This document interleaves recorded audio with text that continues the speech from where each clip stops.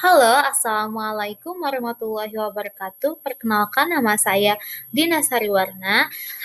Saya dari MN21C dengan NIM 202100800033. Di sini saya akan membahas tentang akuntansi manajemen Islam dengan dosen pengampu Bapak Gustian Juanda.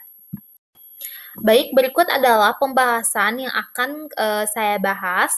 Yang pertama itu apa akuntansi manajemen Islam, kedua prinsip-prinsip akuntansi manajemen Islam, ketiga manfaat akuntansi manajemen Islam, yang selanjutnya studi kasus yang akan saya pilih, selanjutnya tantangan dari menggunakan prinsip akuntansi manajemen Islam, dan yang terakhir adalah kesimpulan.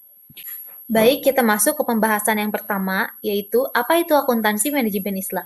Akuntansi manajemen Islam adalah cabang akuntansi yang mengintegrasikan prinsip-prinsip ekonomi Islam dalam pengelolaan keuangan dan prinsip dan bisnis pada prinsip-prinsip tersebut, mencakup adanya tanggung jawab sosial, keadilan, transparansi, dan ketidakberpihakan. Hal ini penting dalam dunia bisnis karena dapat membantu perusahaan untuk mencapai tujuan-tujuan mereka secara etis dan berkelanjutan. Dalam praktiknya, akuntansi manajemen Islam juga melibatkan aspek-aspek seperti zakat, sedekah, dan riba. Dengan memperhatikan aspek-aspek ini, perusahaan dapat memastikan bahwa kegiatan bisnis mereka tidak hanya menghasilkan keuntungan finansial, tetapi juga memberikan manfaat bagi masyarakat secara keseluruhan. Pembahasan yang kedua yaitu beberapa prinsip-prinsip akuntansi manajemen Islam, yaitu beberapa prinsip utama dalam akuntansi manajemen Islam meliputi keadilan, transparansi, tanggung jawab sosial, dan ketidakberpihakan. Keadilan dalam akuntansi manajemen Islam berarti bahwa setiap pihak harus diperlakukan dengan sama tanpa adanya diskriminasi atau penyelewengan. Transparansi berarti bahwa semua informasi yang relevan harus disampaikan secara jujur dan terbuka kepada semua pihak yang berkepentingan. Tanggung jawab sosial mengacu pada keharusan perusahaan untuk memberikan manfaat bagi masyarakat secara keseluruhan, bukan hanya menghasilkan keuntungan finansial saja. Ketidakberpihakan mengacu pada prinsip bahwa perusahaan harus menjaga kemandirian mereka dan tidak memihak kepada pihak manapun. Pembahasan yang ketiga yaitu manfaat akuntansi manajemen Islam. Penerapan akuntansi manajemen Islam dapat memberikan manfaat bagi perusahaan dari segi keuangan maupun etika bisnis.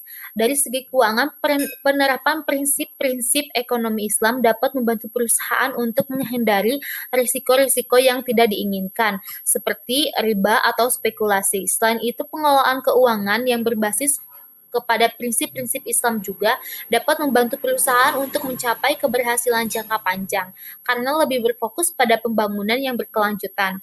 Dari segi etika bisnis, penerapan akuntansi manajemen Islam dapat membantu perusahaan untuk memperoleh reputasi yang baik di mata masyarakat.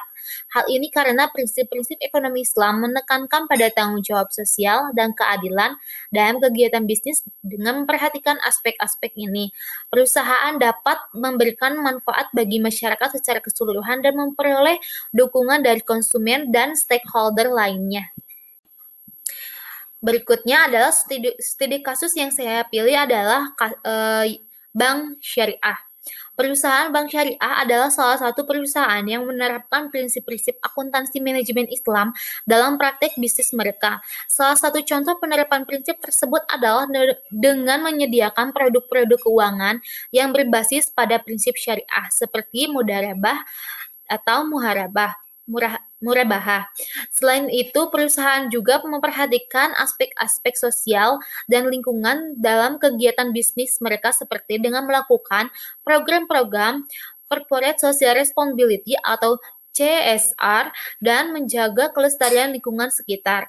Dampak dari penerapan prinsip-prinsip akuntansi manajemen tersebut adalah bahwa perusahaan tersebut memperoleh reputasi yang baik di mata masyarakat. Selain itu, perusahaan juga berhasil mencapai tujuan-tujuan keuangan mereka dengan cara yang etis dan berkelanjutan. Pembahasan kali ini yaitu tantangan dalam akuntansi manajemen Islam.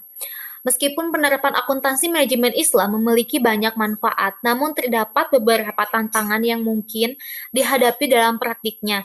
Salah satu tantangan utama adalah kurangnya pemahaman dan kesadaran akan prinsip-prinsip ekonomi Islam di kalangan pengusaha dan karyawan.